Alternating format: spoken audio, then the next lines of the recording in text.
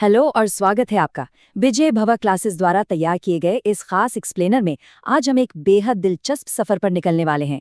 हम बात कर रहे हैं मध्य प्रदेश की, जिसे यूं ही नदियों का मायका नहीं कहा जाता। मतलब जरा सोचिए, एक ऐसा राज्य जहां 150 से भी ज्यादा नदियां और जलधाराएं बहती हों। ये नदियां सिर्फ यहाँ के भूगोल या इकोनॉमी को ही नहीं चलाती, बल्कि लोगों के आध्यात्मिक जीवन का भी एक बहुत बड़ा हिस्सा है। तो चलिए बिना किसी देरी के सीधे इस टॉपिक में डाइव करते हैं और समझते हैं इस अद्भुत हाउस ऑफ रिवर्स को।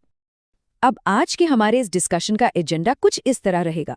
हम सबसे पहले नदियों के इस मायके के पूरे स्ट्रक्चर को समझेंगे, फिर उत्तर की ओर बहने वाली नदियों पर नजर डालेंगे, शिप्रा और नर्मदा की कहानी जानेंगे, तवा नदी के वाइल्ड लाइफ और ट्राइब्स कनेक्शन को समझेंगे और आखिर में बात करेंगे पश्चिम की ओर बहने वाली बहनों की। तो चलिए पहले सेक्शन से शुरू करते हैं, नदियों का मायका। अब इस परिदृश्य को इमेजिन करने के लिए ना आपको मध्य प्रदेश की पर्वत श्रृंखलाओं को एक बहुत बड़ी ढलान वाली छत की तरह देखना होगा। इस मैप को देखिए, ये सच में काफी विशाल है।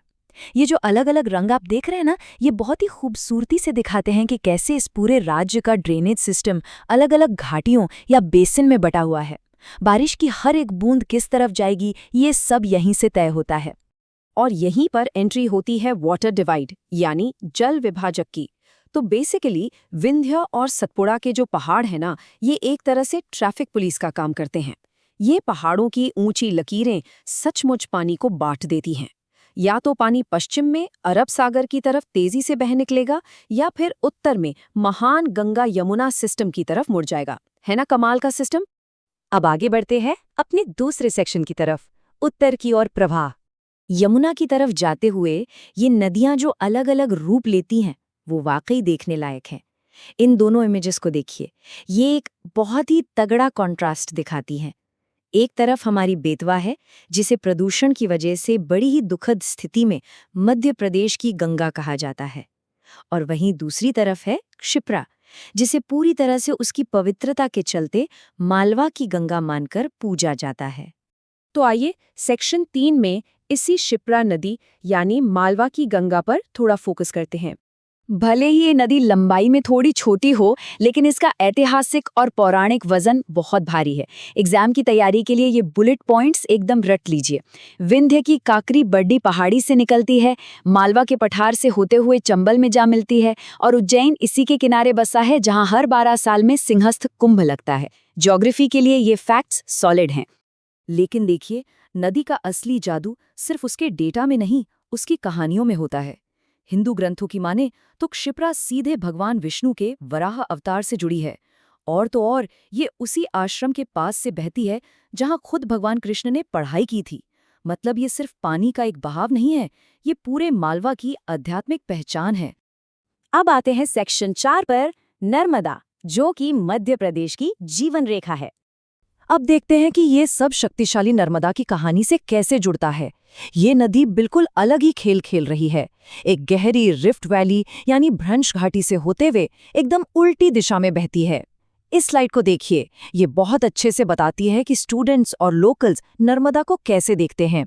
उनके लिए ये सिर्फ एक नदी नहीं, बल्कि राज्य की पहली लिविंग रिवर और एक सच्ची लाइफलाइन है।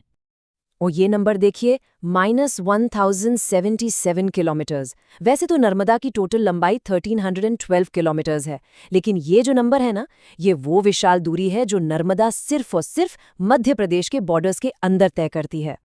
अब यहाँ एक बहुत क्रिटिकल एग्जाम फैक्ट है। अक्सर नदियां समुद्र में मिलने से पहले डेल्टा बनाती हैं, राइट? लेकिन नर्मदा ऐसा नहीं करती। इसका रिफ्ट वैली वाला बहाव इतना तेज होता है कि मिट्टी या तलछट जमा ही नहीं हो पाती। नतीजा, खंबात की खाड़ी में गिरने से पहले ये एक शानदार एस्चुरी यानी मुहाना बनाती है।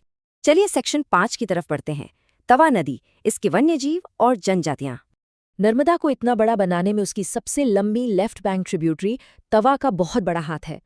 पचमढ़ी के पास महादेव पहाड़ियों से निकलने वाली ये नदी इकोलॉजिकल लिहाज से एक खजाना है। देनवा जैसी इसकी सहायक नदियां सीधे सतपुड़ा नेशनल पार्क के बीच से गुजरती हैं। ये पूरा इलाका वाइल्ड लाइफ के लिए एकदम स्वर्ग है।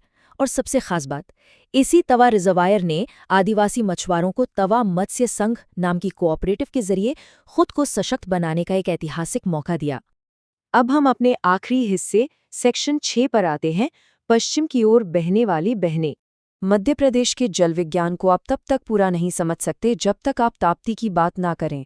नर्मदा के पैरेलल चलने वाली इस नदी को पश्चिम की ओर बहने वाली दूसरी बहन कहा जाता है।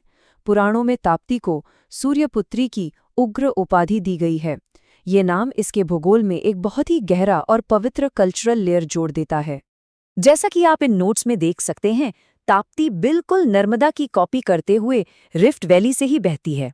इसका उद्गम बैतूल जिले के मुल्ताई रिजर्व फॉरेस्ट से होता है और ये भी सीधे अरब सागर की तरफ निकल जाती है। तो लीजिए, ये टेबल आपकी अल्टीमेट चीट शीट है। इस एक स्लाइड में हमने इन सभी प्रमुख नदियों के सबसे ज़रूरी डेटा पॉइंट्स को कंपाइल कर दिया है। कौन सी नदी कहाँ से निकलती है और कहाँ जाती है, ये याद रखने के लिए बस इसे अपने दिमाग में स्कैन कर लीजिए। अब जाते जाते एक बहुत ही गहरा सवाल मैं आपके लिए छोड़कर जा रहा हूँ। आज हम एग्रीकल्चर, इंडस्ट्री और बिजली के लिए पूरी तरह से इन्हीं नदियों पर डिपेंड है। तो सवाल ये है कि क्या हम इन जीवित नदियों की आध्यात्मिक पवित्रता और अपनी मॉडर्न ज़रूरतों के बीच कोई बैलेंस बना सकते हैं? सोचिएगा ज़रूर। खैर, विजयी भवा क्लासेस द्वारा लाए गए इस एक्सप्लेनर में आज के लिए बस इतना ही। हमारे साथ जुड़ने के लिए बहुत बहुत शुक्रिया। और हाँ, अपनी पढ़ाई और एक्सप्लोरेशन ऐसे ही जारी रखिए।